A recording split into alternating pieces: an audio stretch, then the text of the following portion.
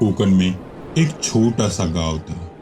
समुद्र की लहरें, झिंगुर की आवाजें और नारियल के पेड़ों के बीच एक पुराना शांत लकड़ी का घर।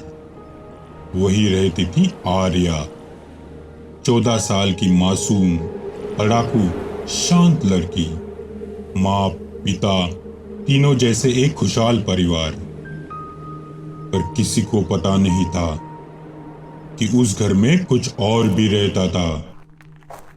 एक दोपहर आर्या स्कूल से लौटी, चेहरा फीका, चाल अजीब। वो बिना कुछ बोले सीधा रसोई में गई और खाने पे टूट पड़ी। माँ बोली, धीरे खा बेटी। पर आर्या खाती रही जैसे कोई उसे हफ्तों से भूखा रखा हो। पिता दूर से देखते रहे। उन्हें लगा बच्ची थक गई, लेकिन उसकी वजह उन्हें पता नहीं थी। अगली सुबह घर में जोर जोर से रोने की आवाजें गूंजी। आर्या पागलों की तरह रो रही थी। पिता ने उसे गले लगाया। क्या हुआ बेटा? पर वो कुछ नहीं बोली, बस रोती रही, इतना कि दीवारों भी गीली हो गई। रात होते होते वो अचानक शांत हो गई और सो गई। पिता ने चैन की सांस ली, पर उन्हें पता नहीं था ये सन्नाटा तूफान की शुरुआत थी।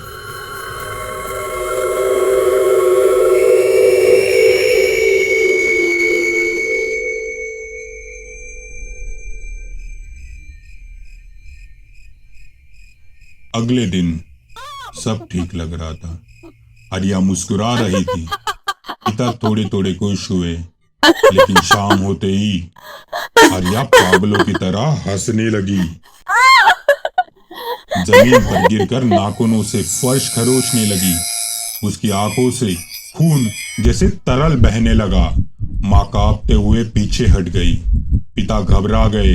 उन्हें लगा कोई बुरी नजर लग गई है। अब रात में बर्तन गिरते, खिड़कियां अपने आप खुलती बंद होती, छायाएं दीवारों पर चलती। एक दिन रसोई में आर्या किसी अदृश्य चीज से बात करती दिखाई दी। मां डर से जम गई। आर्या मुस्कुरा के धीरे धीरे अपने कमरे में लौट गई। उसी दिन पिता ने तय कर लिया, इस घर में अब शुद्धि की जरूरत है। अगले दिन पिताजी एक अनुभवी पुजारी को लेके घर आ गए। पुजारी ने घर में कदम रखते ही दीपक की लौ कांपने लगी। हवा भारी हो गई। कमरों में अजीब सा सन्नाटा भर गया।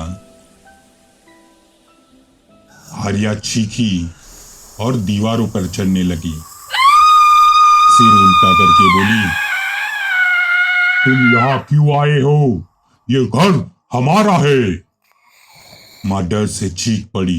पिता पीछे हट गए।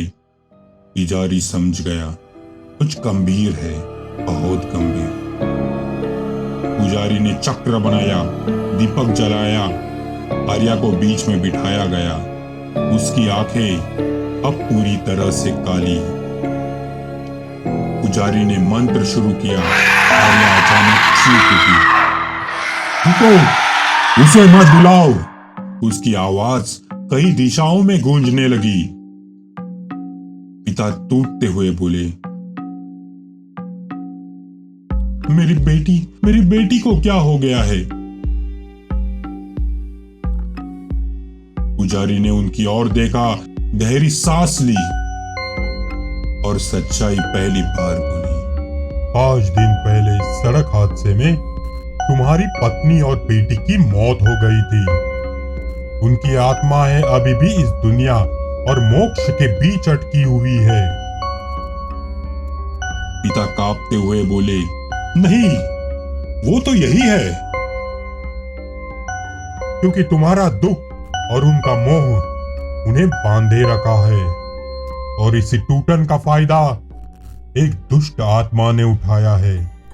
वो तुम्हारी बेटी की आत्मा पर काबू पा रही है, उसे अपनी आवाज में बोलना सिखा रही है और धीरे धीरे वो दुष्ट आत्मा उसे भीतर से खा रही है।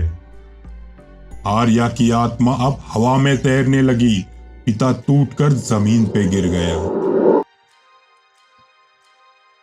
पुजारी ने शंख बजाया, गंगा जल छिड़का, घर कांपने लगा। भूतिया आवाजें चिल्लाई, हमें बाहर मत निकालो। आर्या का शरीर कांपने लगा, काला धुआं उसके मुंह से निकलने लगा। पुजारी चिल्लाया, ओ मपस्तु बतो।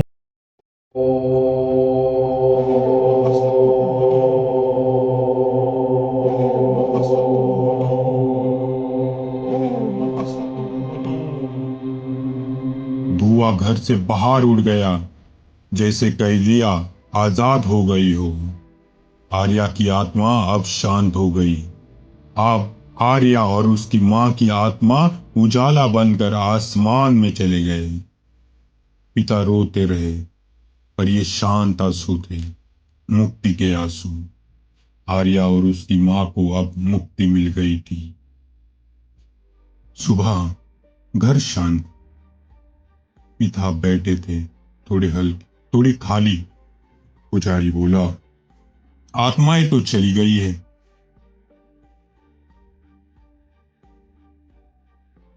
लेकिन जिसने उन्हें बुलाया था वो अभी भी यही है। पिता चौंक गया, कौन? पुजारी ने बस पड़ोस के घर इशारा किया।